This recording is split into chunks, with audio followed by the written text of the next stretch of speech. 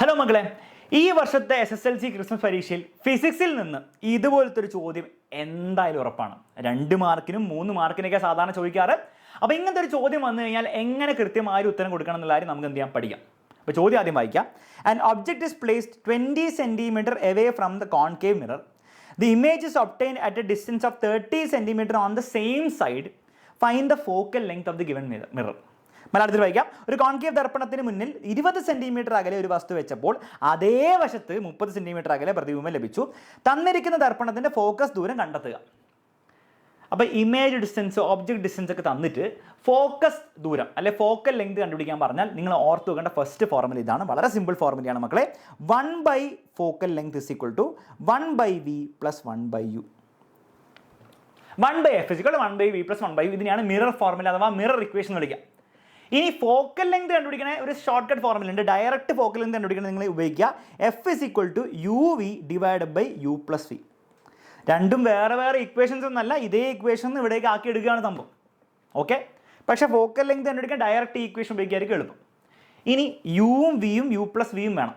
Okay, അപ്പോൾ ആലോചിക്കേണ്ട എന്താണ് മക്കളെ, ഒബ്ജക്റ്റ് എവിടെ വെച്ചിരിക്കുന്നത് 20 സെന്റിമീറ്റർ അകലെയാണ്. അപ്പോൾ u = ഒബ്ജക്ട് ഡിസ്റ്റൻസ് ആണല്ലോ u, ഒബ്ജക്റ്റിലേക്കുള്ള വസ്തുവിലേക്കുള്ള ഡിസ്റ്റൻസ് ആണ് യു. അത് എത്രയായിരിക്കും? 20 ആണോ -20 ആണോ? കാരണം നിങ്ങൾക്കറിയാം, ഒരു മിറർ എടുക്കുകയാണെങ്കിൽ അതിൻ്റെ ലെഫ്റ്റിലേക്കുള്ള എല്ലാ ഡിസ്റ്റൻസും നെഗറ്റീവ് ആയിരിക്കും, റൈറ്റിലേക്കുള്ള എല്ലാ ഡിസ്റ്റൻസും പോസിറ്റീവ് ആയിരിക്കും. ഇതാണ് കാർട്ടീഷ്യൻ സൈൻ കൺവെൻഷൻ. ഒബ്ജക്റ്റ് എപ്പോഴും നമ്മൾ വെക്കുക ലെഫ്റ്റിലാണ്. ലെഫ്റ്റിലും മുകളിലും ആയിരിക്കും. അപ്പം ഈ ഒബ്ജക്റ്റിലേക്കുള്ള ഡിസ്റ്റൻസ് ആണ് 20 സെൻറ്റിമീറ്റർ. പക്ഷേ ആ 20 സെൻറ്റിമീറ്റർ ലെഫ്റ്റിലേക്ക് ആയതുകൊണ്ട് നെഗറ്റീവ് ആയിരിക്കും. സോ u = വെറും 20 എന്ന് എഴുതിയാൽ പോരാ, -20 എന്ന് എഴുതണം, അല്ല -20 സെൻറ്റിമീറ്റർ എന്ന് എഴുതണം. ഓക്കെ, കാരണം ഒബ്ജക്റ്റ് എപ്പോഴും ലെഫ്റ്റിൽ വെക്കുക, ലെഫ്റ്റിലേക്കുള്ള ഡിസ്റ്റൻസ് നെഗറ്റീവ് ആണ്. സോ ഒബ്ജക്റ്റിലേക്കുള്ള ഡിസ്റ്റൻസ് u -20 ആണ്. ഇനി ഇമേജിലേക്കുള്ള ഡിസ്റ്റൻസ് v ആണ്. v = എത്രയാണ്? അതവർ പറയുന്നു പ്രതിബിംബത്തിലേക്കുള്ള ഡിസ്റ്റൻസ് 30 സെൻറ്റിമീറ്റർ ആണെന്ന് പറയുന്നുണ്ട്. പക്ഷേ പ്രതിബിംബം എവിടെയാണെന്നുള്ള കാര്യമാണ് ചോദ്യം. പ്രതിബിംബം image on the same side എന്നാണ് പറഞ്ഞിരിക്കുന്നത്. ഒബ്ജക്റ്റ് വെച്ച് അതേ സൈഡിൽ 30 സെൻറ്റിമീറ്റർ അകലെ. അപ്പോൾ ആലോചിച്ച് നോക്ക്, ഒബ്ജക്റ്റ് വെച്ചത് ലെഫ്റ്റിലാണെങ്കിൽ അതേ സൈഡ് എന്ന് പറഞ്ഞാൽ ലെഫ്റ്റിലായിരിക്കും വരിക, പക്ഷേ 30 സെൻറ്റിമീറ്റർ അകലെയാണ്. മറ്റേത് 20 ആണ്. ഇത് 20 ആണെങ്കിൽ ഇത് 30 ആയിരിക്കും. അപ്പോൾ ഇമേജ് ഉണ്ടാകുമ്പോൾ 30 സെൻറ്റിമീറ്റർ അകലെ ഓൺ ദ സെയിം സൈഡ് ആയിരിക്കും. സെയിം സൈഡ് എന്ന് പറയുമ്പോൾ മക്കളെ, ഒബ്ജക്റ്റ് വെച്ച് അതേ സൈഡിൽ വെക്കുക എന്ന് പറഞ്ഞാൽ ഇമേജ് വരിക എന്ന് പറഞ്ഞു കഴിഞ്ഞാൽ നിങ്ങൾക്ക് ആക്ച്വലി സ്ക്രീനിൽ കിട്ടും. കാരണം മിററിൻ്റെ ഉള്ളിലാണ് നിങ്ങൾക്ക് സ്ക്രീനിൽ കിട്ടാത്ത ഇമേജാണ്. അത് മിററിൻ്റെ ഉള്ളിൽ മാത്രമേ ഉള്ളൂ. പുറത്ത് വരികയാണെങ്കിൽ നിങ്ങൾക്ക് ആ സ്ക്രീനിൽ കിട്ടുന്ന ഇമേജാണ്. സോ ഇതെന്ത് ഇമേജ് ആയിരിക്കും? ഇതൊരു റിയൽ ഇമേജും കൂടി ആയിരിക്കും. അതൊന്ന് ഓർത്ത് വെച്ചേക്ക്, പരീക്ഷയിൽ ചോദിക്കാം. ഇതെന്ത് ഇമേജാണ്? റിയൽ ഇമേജാണ്, യഥാർത്ഥ ഇമേജാണ്.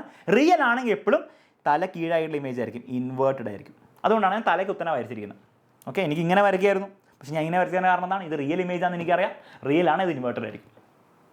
ഇനി നമുക്ക് അതൊന്നും നോക്കേണ്ട ആവശ്യമില്ല. നമുക്ക് v = എത്രയാണ്? 30 ആണോ -30 ആണോ? വീണ്ടും ആലോചിക്കുക, ഇമേജ് വന്നിരിക്കുന്നത് ഇവിടെയാണ്, ലെഫ്റ്റിലാണ്, ലെഫ്റ്റിലേക്കാണ് 30. സോ 30 എന്താണ് മക്കളെ? -30 ആയിരിക്കും. ലെഫ്റ്റിലേക്കുള്ള എല്ലാം നെഗറ്റീവ് ആയതുകൊണ്ട് -30 സെൻറ്റിമീറ്റർ. ഇനി ഇത് രണ്ടും കൂടി എടുത്ത് ഇക്വേഷൻ ഇട്ടാൽ പരിപാടി തീരും. F = മക്കളെ u എത്രയാണ്? -20. v എത്രയാണ് മക്കളെ? -30 / u + v എന്ന് പറഞ്ഞാൽ -20ഉം -30ഉം ആഡ് ചെയ്താൽ -50 കിട്ടും. -50.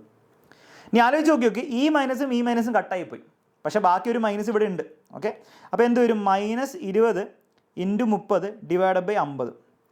0 കട്ട് ചെയ്ത് കഴിഞ്ഞാൽ -20 × 3 / 5. ഓക്കെ, ശരി.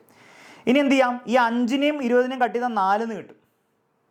-4 × 3 -12. സോ ഫോക്കൽ ലെങ്ത് എന്തായി കിട്ടി മക്കളെ? -12 എന്ന് കിട്ടി.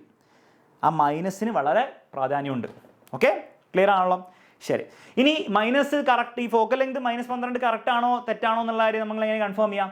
നിങ്ങൾ ആലോചിക്കേണ്ടത്, കോൺകേവ് മിററിൻ്റെ ഫോക്കൽ ലെങ്ത് എപ്പോഴും എന്തായിരിക്കും?